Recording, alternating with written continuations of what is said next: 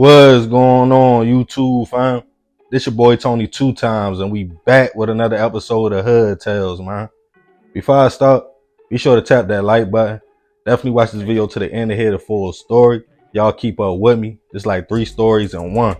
For all the day one fam, y'all already know it's all love. Thanks for tuning back into another episode. If you're new to the channel and you feeling the content, feel free to subscribe. Definitely hit that notification bell so you can be notified every time we drop a new video. Let's get right into the story. Gangs. To really understand the lifestyle or people involved, you have to either be around it or in it. When most people think about gang culture, it's usually in a bad way.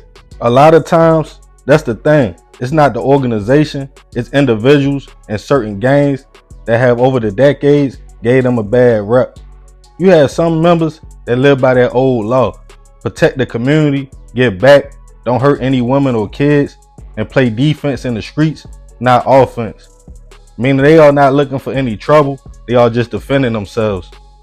On the flip side, nowadays, it's a lot of renegade sets that do not follow the original rules and do the opposite.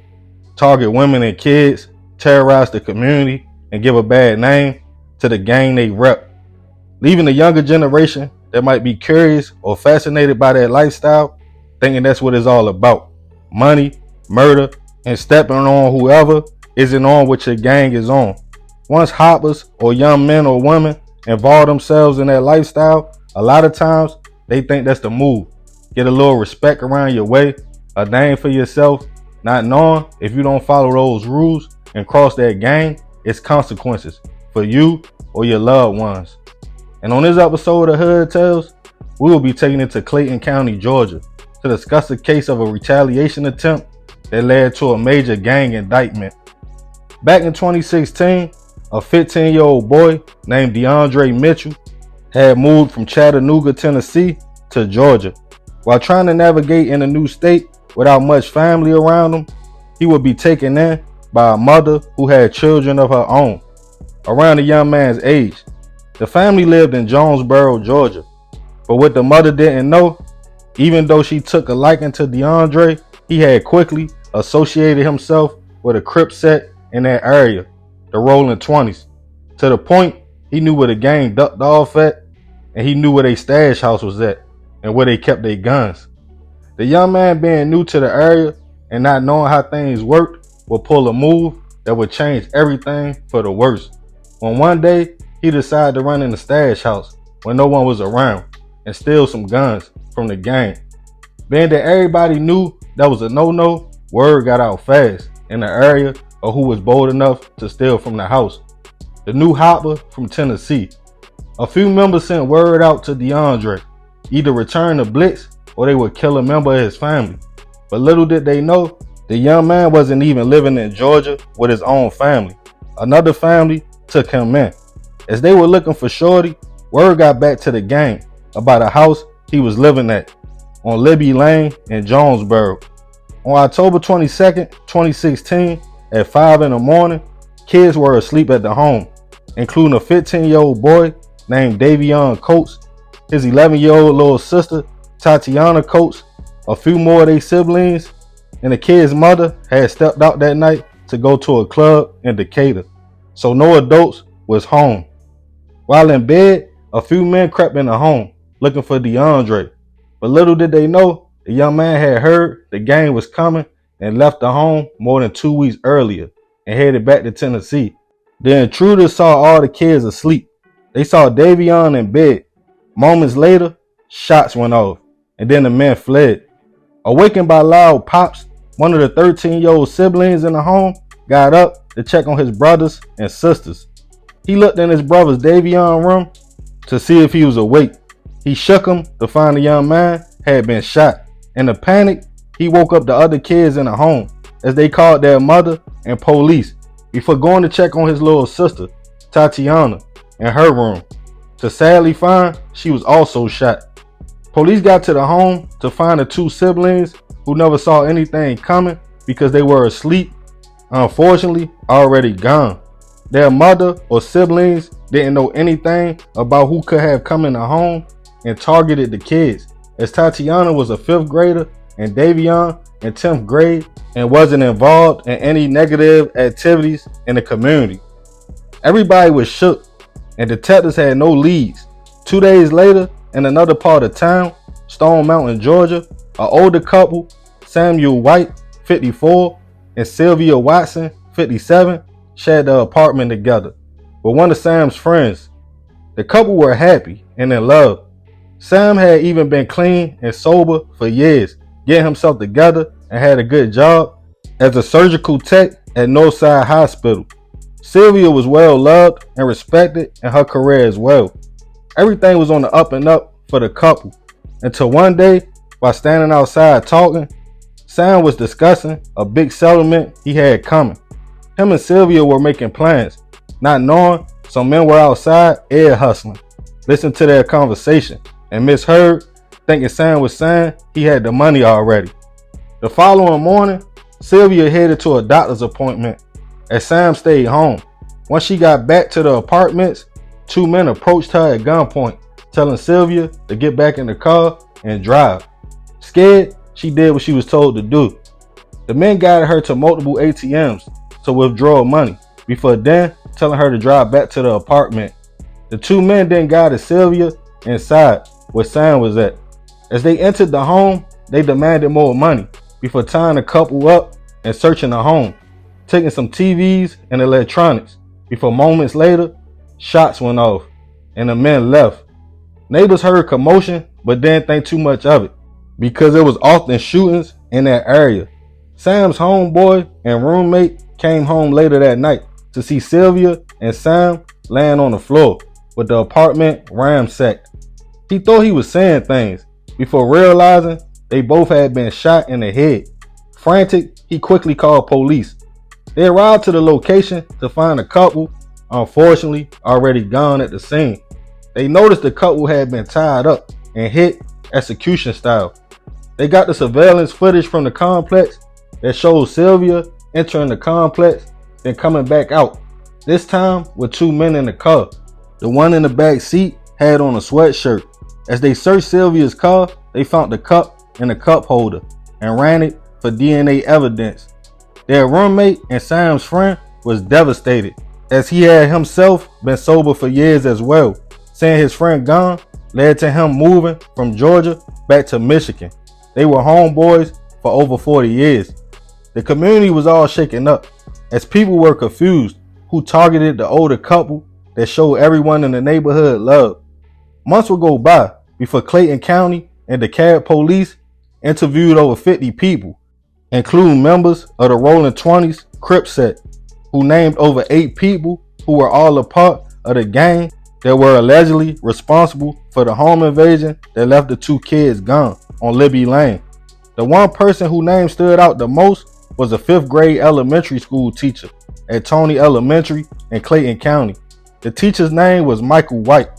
Him and others included a man named Christopher Spencer, Vernon Beeman, and a few more members that would be mentioned in a 40-plus count indictment, charged with murder, home invasion, firearms, and criminal gang acts. Michael was quietly taken into custody while at school teaching. Detectives told parents and students a case had been building up, accusing Michael of being one of the men who entered the home that night while the 2 siblings were asleep. This was months before he even became a teacher. The school stated they did a thorough background check, 2 actually, and nothing came up showing anything about a criminal history.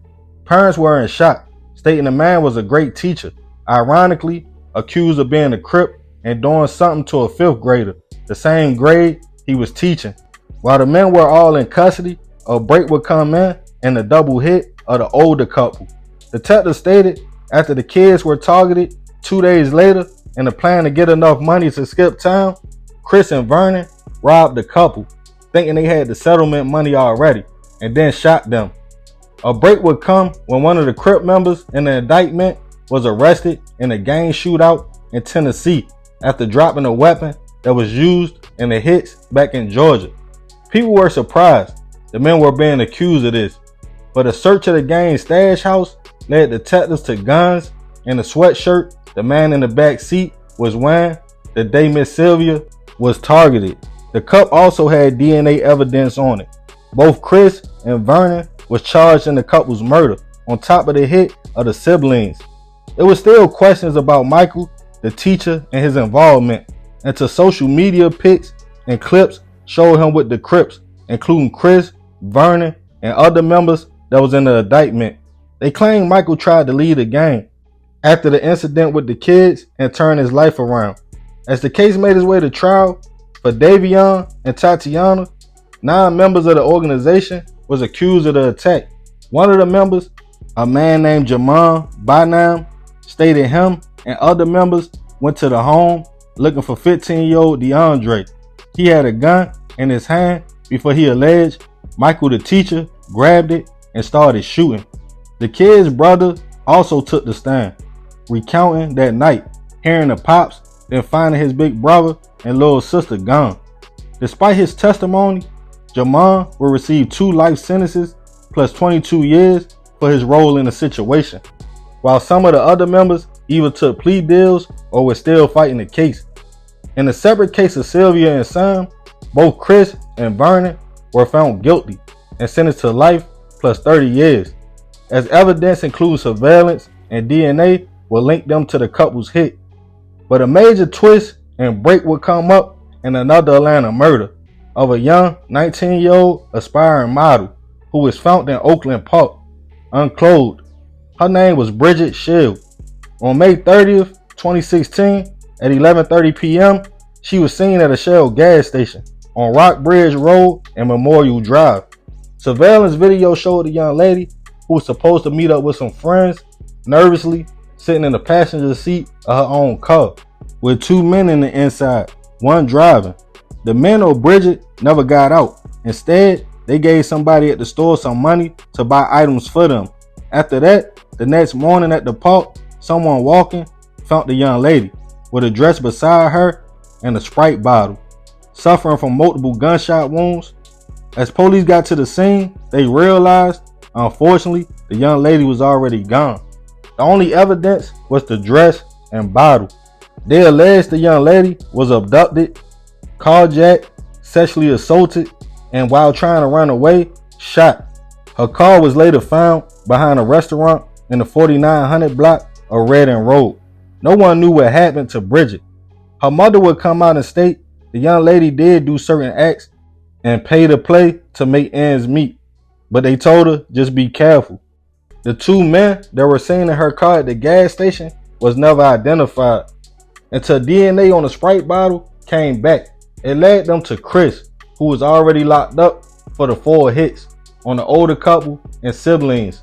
While in custody, police confronted him about Bridget, in which Chris stated he didn't know her or knew who the other man was. He was also charged with her situation as well. DeAndre, the teen that stole the guns in the first place, was arrested in Brownwood, Texas. At the time, he was 18. He was named in the gang indictment and charged with the hits on Tatiana and Davion as well. I'm assuming since his actions with his gang affiliation led to the home invasion in the first place. In total, 5 people were said to lost their life by the hands of the gang. As far as Michael the teacher, DeAndre, and other members, I couldn't find any information or updates at this time about any time they received, if any, or plea deals. Rest in peace to Tatiana, Davion, Sylvia, Samuel, and Bridget. I send my deepest prayers and condolences to all families that was affected.